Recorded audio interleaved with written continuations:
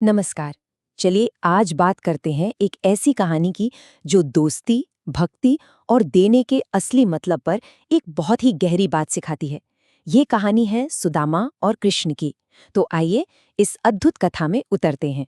कहानी का पूरा सार आप कह सकते हैं इसी एक श्लोक में सिमट जाता है। ये हमें याद दिलाता है कि किसी भी भेंट का जो असली मूल्य है वो उसकी कीमत में नहीं बल्कि उस प्रेम और भक्ति में है जिसके साथ उसे दिया जाता है। तो इस कहानी में है दो दोस्त, बचपन के दोस्त, लेकिन उनकी जिंदगियां जमीन आसमान का फर्क। एक तरफ थे सुदामा, एक गरीब ब्राह्मण जो मुश्किल से गुजारा कर रहे थे, और दूसरी तरफ द्वारका के महान राजा भगवान कृष्ण। तो कहानी शुरू होती है सुदामा की जिंदगी से जो बहुत ही मुश्किलों से भरी थी, और यही हालात उन्हें एक ऐसे सफर पर ले जाते हैं जिसके बारे में उन्होंने कभी सोचा भी नहीं था। अपने परिवार को तकलीफ में देखकर और अपनी पत्नी के बार बार कहने पर सुदामा मान जाते हैं कि हाँ, वो अपने पुराने दोस्त कृष्ण से मिलने जाएंगे। लेकिन यहाँ उनकी नीयत देखिए कितनी साफ थी। वो कोई धन दौलत मांगने नहीं जा रहे थे, बस अपने दोस्त से मिलना चाहते थे। और अब आते हैं कहानी के सबसे अहम हिस्से पर, वो छोटा सा तोहफा जो सुदामा अपने साथ ले गए थे।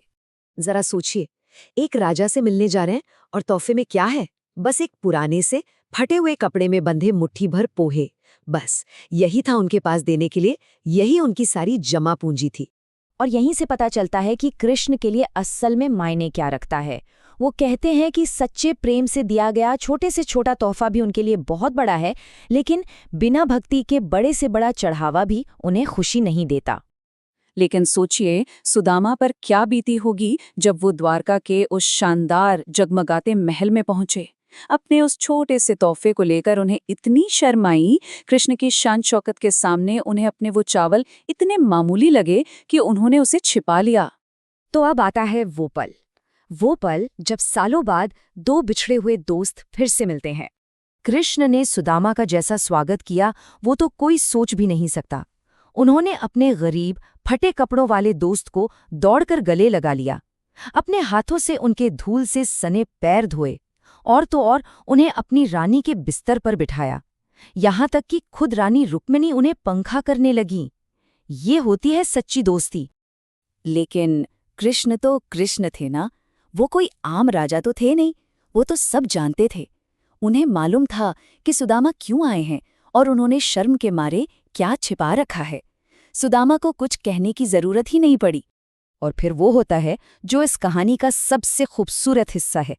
कृष्ण सुदामा के छिपाए हुए चावल ढूंढ निकालते हैं और बड़े प्यार से कहते हैं कि ये तो पूरे ब्रह्मांड को तृप्त कर देगा, और ये कहकर वो उसमें से एक मुट्ठी खा लेते हैं। जैसे ही कृष्ण दूसरी मुट्ठी खाने को हुए, रानी रुक्मिणी ने उन्हें रोक दिया। उन्होंने कहा, बस एक मुट्ठी ही सुदामा को इस लोक और परलोक दोनों में सब कुछ देने के लिए काफी है, क्योंकि समृद्धि तो बस आपकी प्रसन्नता से ही मिलती है। तो इस मुलाकात के बाद सुदामा अपने घर की तरफ वापस चल पड़ते हैं। लेकिन अब वो पहले वाले सुदामा नहीं थे। उनका मन पूरी तरह से बदल चुका था। रास्ते भर सुदामा के मन में बस शुक्रगुजारी थी। उन्हें कोई धन नहीं मिला, लेकिन वो फिर भी खुश थे। वो सोच रहे थे, मैंने देखा कि भगवान अपने भक्तों से कितना प्रेम करते हैं। उन्होंने मुझ जैसे गरीब को भाई की तरह गले लगाया।